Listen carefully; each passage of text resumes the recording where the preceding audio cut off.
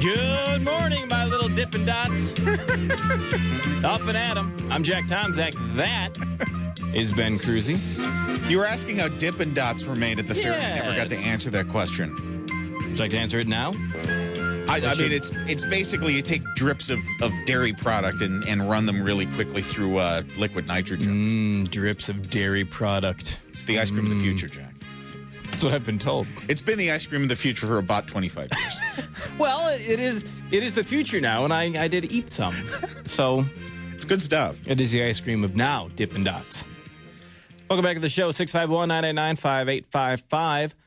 We're going to be at the fair today. We are interviewing John Klein and Mike McFadden around 11:30ish. Those are both very big deals. John Klein, congressman from the 2nd District. He almost went to war with the White House over some education stuff, over how student loans would be challenged. And so we'll ask him about that, ask him about what other reforms he wants to see out of education. And we'll look and see if he still keeps a briefcase handcuffed to his wrist.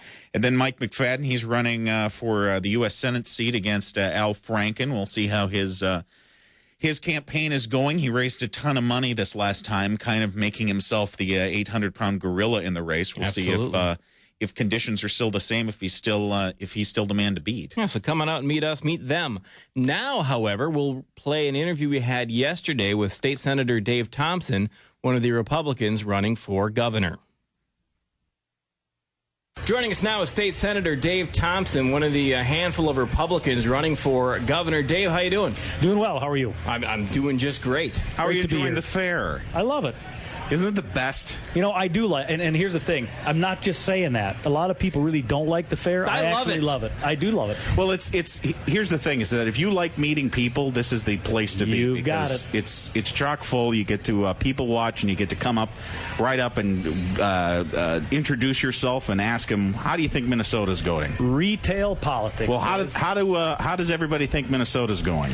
Well, you know, I think a lot of people are concerned about what happened this last legislative session. You know, this governor promised to, quote-unquote, tax the rich, which, of course, I don't believe that that's the right way to go either. Right. But what people have found is that, you know, at the state level, the same thing is true as at the federal level, which is there are not enough rich people to get it done. You got to smack everybody, and they smacked everybody. Well, and we saw that with the latest revenue projections in the month of July. Even though the income taxes went up, the revenue from income taxes actually are lower than projected, but the sales tax numbers are higher than projected. So we're getting more money from the working people, the poor people, because that's who pays the sales taxes. Income taxes, not so much. All kinds of regressive taxes passed by this crowd, and I just hope that Minnesotans remember that in 15 months. I'd like to remind our listeners that State Representative Nick Zerwas is third-wheeling with us today. By the way, you didn't tell me he'd be here, otherwise I might have stood you up. Oh, come on. That's exactly why we didn't tell you. Everybody loves Nick Zerwas. Now, I know everyone says the fair is great for meeting people and this or that, but being out here and it's 100 degrees, I'm going to be 100% honest. If I could get the cotton candy stand, the chocolate-covered bacon people, and the corn dog people, and the mini donut people to come to my house and bring the mini donuts to me. So, Nick, you didn't come out here to get the free publicity of Up and Adam. You're here specifically for the food. No, You're begging people for free food. Well, and you can bring food to the AM 1130 booth. No, you guys are great and all. As long as you're not a registered lobbyist. That's right. And, Oh, yes. right. Yeah, keep it on the up and up. Senator Thompson, Yeah. you brought up a very good point about what the governor promised to do in terms of taxing the rich. But the reality is, and a lot of us said this in 2010 during his campaign, that it's going to be everybody. And we were right. How do you, as a candidate in your campaign, how do you convince a majority of the general public that this was a lie and this kind of thing isn't going to stop from Democrats and Mark Dayton? Well, we have to talk about it, and we have to place responsibility where it belongs, and that is with this governor and with this legislature. In 2012, the people put Democrats in charge of both houses of the legislature, and obviously we've got a Democratic Governor Dayton. They're going to see their tax bill going up. up. Yep. Unfortunately, I think we're going to see slowed economic activity, as is evidenced by the first month we were living under their tax code. Yeah. So, I mean, I do think that over the next several months, it's going to become self-evident. And people have asked me, how do you expect to try to beat a governor with a 57% approval rating? I said, because it is August of 2013, not August of 2014. Once they pay the bill for electing this guy, we'll see if his approval rating's 57%. I don't think it will be. No, I agree. Well, and I think one thing that Senator Thompson has done really well and really focused on is focusing on the impact of the warehouse tax and what that means for job creators in Minnesota. And the idea that Mark Dayton and the Democrats don't want to address this tax during the upcoming special session. They'll all admit parts of it are bad, but they're perfectly willing to collect all the money, waiting to repeal whatever taxes they plan on next year. Exactly. They're still collecting all that money from bad taxes. And to me, guys, this is further demonstration of how out of touch with the way that employment and business works that this governor is, because he seems to think that nobody's going to plan for an April 1 tax until March 31st. No, businesses plan for taxes months and years ahead, but apparently this governor thinks repealing it 6 months from now is as good as repealing it now, and it is not. It's going to harm us over the next 6 months. There's also no promise that it'll actually get repealed. That's right. The governor has proven that we can't really believe what he says when he said he'd just tax the rich. He's taxing everybody. So when they promise to repeal any tax next session, in the unsession, who can believe them? Well, and to be fair to the governor, I'll cut him a break, because the poor guy proposed this series of taxes, didn't realize it was in the bill, signed it, then didn't realize he had signed the taxes. So there's a chance that in the next session he won't realize that he didn't propose to repeal it. Yeah, Dave, I don't usually have to ask this question of candidates, but will you read and understand the legislation put before you when you sign it into law as governor? I most certainly will. I think that it is pretty irresponsible not to understand the taxes that are contained. Now, in fairness, obviously, we know there's an old saying that it is better you not know how law and sausages are made. I hope the guy making the sausage knows how the sausage that's a fair point. And, a lot of things do happen at the very end of the day. But the reason that's not an excuse for this governor is because, as Nick correctly pointed out, this was in his original budget proposal back in February. So for him to say that this came out of left field and he didn't understand it is ridiculous. He's the left fielder. It did come out of left. Right. It did come out of left field, far left field. Right. He probably didn't understand it, but he proposed it and he signed it. Now, Senator Thompson, there are a handful of Republicans in this race, and we've had them all on the show, and we'll keep having them on the show to give people an idea so they can choose. Is there anything at this point that separates you from the field? Well, I think what separates me from the field, and obviously I have a great amount of respect for all of my opponents. I've gotten to know them a little bit along the campaign trail, but I think we have an opportunity to elect a conservative candidate, a conservative Republican who has had the experience in business and in the real world, didn't run for office till I was 48 years old, but has also had the opportunity to communicate this, to be in the business that you've been in, to be a debate partner on At Issue with Tom Hauser. And I believe that I can communicate what we believe in a way that a majority of Minnesotans will accept it, and that that our vision will become one, and we can win an election and move the state forward. What's on the agenda the first session that you win? Well, if you win?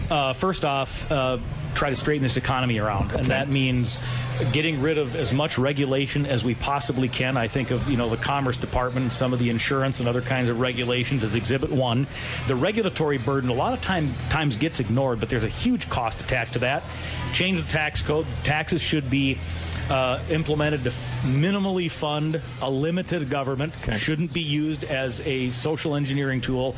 And then education choice. Those are the two big priorities for a Thompson administration. Expand on education choice. Expand on it. I know what you mean, but I want to make sure the listeners charter do. schools, open enrollment, great. We need true choice. I'm an advocate of, at this point, of tuition tax credits. I believe it's a great alternative. Well, and especially on a day like today when there's 18 Minneapolis public schools are starting today, and there's 18 schools without air conditioning. I think parents should have the ability to choose a school that has air conditioning for their children. That's going to be rough. I don't know if you know this, but the DFL removed air conditioning standards as well from our education omnibus bill. All right, I think I'm out of questions. I'm so beaten down by the heat already. Here's one for you, Dave. Yeah. Elida Messenger, Mark Dayton's ex-wife, has her fingers all over Alliance for a Better Minnesota. They funded his campaign last time. Are you confident that you can put together a campaign that can fight against the big money that's going to come out of that organization as well as others? What do you need to compete in that campaign? Well, you're right. I mean, the Dayton attack machine, which certainly includes Alliance for a Better Minnesota, you'll notice he uses that slogan on his campaign signs, Mark Dayton for a Better Minnesota. Yep. So they're joined at the hip, and there is a tremendous amount of money there. And Democrats will always outspend us. Because despite the myth, they've got more money in the political system than we do. Absolutely. That being said, I believe that we can raise plenty of money to combat what they're talking about. Our ideas are winners. We have to do the kind of thing I'm doing today, which is radio programs and going to the booth. I'm heading up to a fundraiser in Hubbard County tonight for BPOU. Once we get into the primary and general election season, I'll be talking to anybody and everybody about what we believe, and I think we can overcome it, or I wouldn't be here. I'm not in this to lose. All right, Dave, we talked about this on Monday's show. Here, do you play softball? I don't anymore. I used to. I actually played fast pitch for a while, and then when I got later in life, I came out of Legion baseball, played fast pitch, and then slow pitch. All right. Well, here comes an underhand for you. All right. We talked about the schism in the DFL over mining up north. Polymet. The environmentalists led by Elida Messenger, Mark Dayton's ex-wife, and the group Conservation Minnesota is against mining. Yet they've got the labor component of the DFL, who of course wants the good-paying jobs. Where do you stand? Well, you're right. That is a softball. It's an easy one for me. I'm a conservationist. I think we all understand our resources are important. I'm not a radical environmentalist to the point where we institute laws and regulations that aren't necessary to the detriment of our families. And I think the problem with the Governor Dayton and legislators who it seems have never traveled out of the 7-county or 11-county metro area, they don't understand what the mining industry is for the northeast region of this state. It is the economy. They don't understand. I came from East Grand Forks. They don't understand what a downturn in the farming economy does to northwestern Minnesota, and for that matter, other parts of Minnesota, the south. And so to me, that is, as a governor, would be an incredible priority to get that mining operation going, return good jobs to the families up in northeastern Minnesota, and get every region of this country or this state working. I think if the DFL, as we know it now, had been in charge of the state the entire time, they wouldn't be called the Iron Range. No. There never would have been mining up there. It would Called have the been Snail Darter Range. Right. It would have been much softer and cuddlier. No, I think as an observer, this is going to be a fun one. Anytime we can watch Democrats beat up on Democrats and different unions go after each other. And we saw it as a part of the energy bill when the Iron Range, when the environmentalists and the global warming folks of the urban DFL were trying to institute higher energy costs and energy standards. You had folks in the DFL ensuring that any energy bill passed had carve-outs for the Iron Range. Hey, Dave, our next governor, that is our next Miss America right there, Rebecca Yeh. Yeah, wow. she is. Next Miss America right there. Good morning. How are you? I'm well. How are you? See, I bet they're only getting one side of this conversation, would be my guess. Yes. when Dave Thompson is in the booth, royalty comes to him. All right. Thank you Senator so much Thompson, for joining us. What's your website so people can go there and contribute and learn more about you? TeamThompsonMN.com. TeamThompsonMN.com. And follow me, Thompson for Gov, on Twitter. All right. Thanks a lot, Dave. Appreciate it. Enjoy the rest of the fair. Thank you for having me, gentlemen. And Nick, good to see you. Always a pleasure, sir. Take care. All right.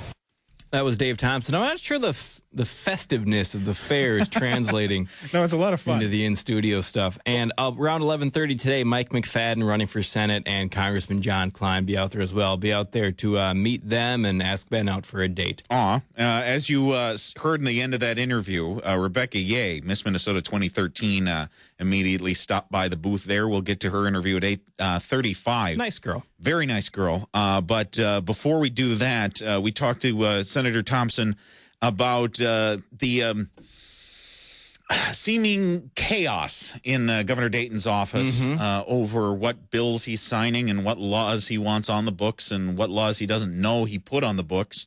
Well, it's I know we're on the right side of an issue when even the newspapers agree with us. And so a newspaper in Owatonna is on our side saying that the governor is wrong in his approach to taxes in the special session. When we return. Broadcasting from the renterswarehouse.com studios. Up and at 'em with Jack and Ben, Twin Cities News Talk, AM 1130. Stay connected to Twin Cities News Talk wherever you go. Get the iHeartRadio app for any mobile device. All the links are at twincitiesnewstalk.com.